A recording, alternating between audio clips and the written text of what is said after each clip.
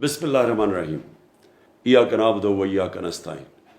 سارے تحریک انصاف کے کارکنوں کو، ہمارے ووٹرز کو آج میں ہماری 26ویں سالگرہ کی مبارک دیتا ہوں۔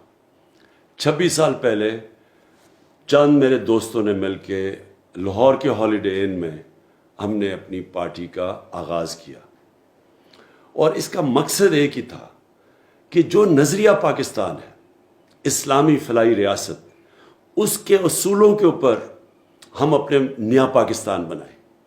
اور ہماری پارٹی کے جو 3 مین پرنسپلز تھے: خوددار پاکستان، کسی کی غلامی نہ کرے، ایک ہر جگہ ہر پاسپورٹ کی عزت ہو دنیا میں، دوسری چیز فلاحی ریاست، ایک انسانیت کا نظام جدھر ایک کمزور طبقے کی مدد کی جائے، جو کمزور طبقوں کو غربت سے اوپر اٹھایا جائے، جو کہ مدینہ کی ریاست میں ہوا تھا۔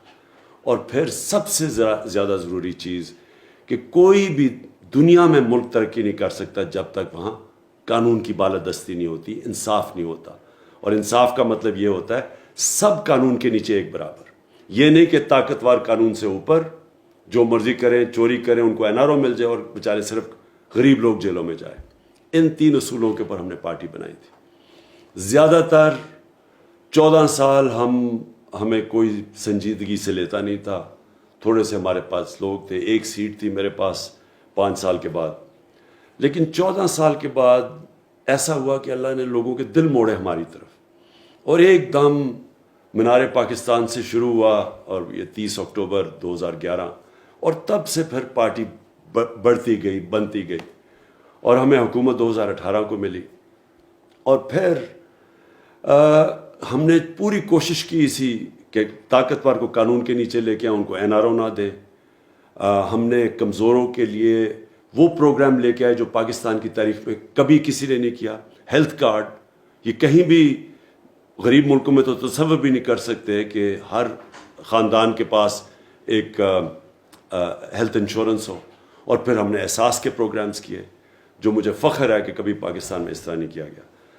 لیکن مسئلہ ہمیں سب سے بڑا یہ آیا، ایک کہ طاقتور سب اکٹھے ہو گئے، جو طاقتور اس ملک کے مافیاز تھے وہ سب اکٹھے ہو گئے، ساری جماعتیں اکٹھی ہو گئیں، اور پھر انہوں نے ایک بیرونی سازش کے ساتھ شامل ہو کے ایک بیرونی مداخلت کے تحت ہماری حکومت کو انہوں نے گرایا۔ اور آج بدقسمتی یہ ہے کہ وہ لوگ جو 30 سال سے اس ملک میں کرپشن کر رہے تھے، اس ملک کو مقروض کر رہے تھے، وہ آج پھر ہمارے اوپر مسلط کیے گئے ہیں۔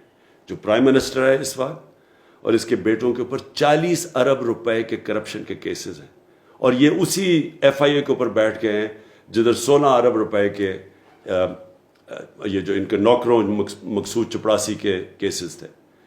اس کے لیے میں نے آپ سب کو آج کال دی ہے کہ آپ نے سب نے اپنے گلی محلوں میں نکلنا ہے، اپنے لوگوں کو موبلائز کرنا ہے، حقیقی آزادی کے لیے لوگوں کو اکٹھا کرنا ہے، کیونکہ اب ایک فیصلہ کن وقت آ گیا کہ کیا ہم ایک غلامی کریں گے یا پھر ایک آزاد ملک بن کے رہیں گے۔ اور اس کے لیے کبھی بھی آزادی جد و جہد کے بغیر نہیں جیتی جاتی۔